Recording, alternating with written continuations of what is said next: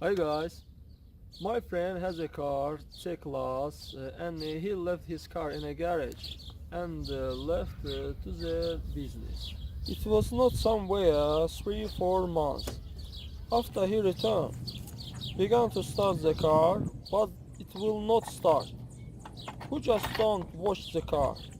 Everything was in order, and the reason was the next.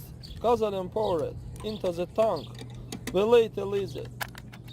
Therapy checking the octane number, in a word, became unsuitable.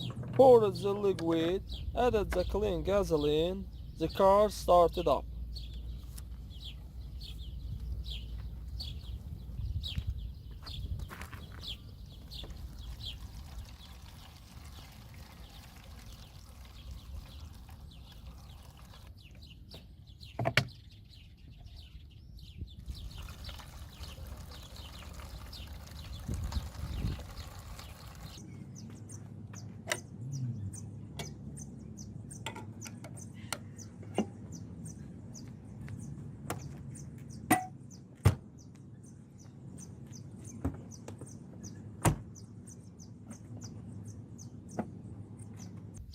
That's all guys, subscribe to our channel and don't forget to put like.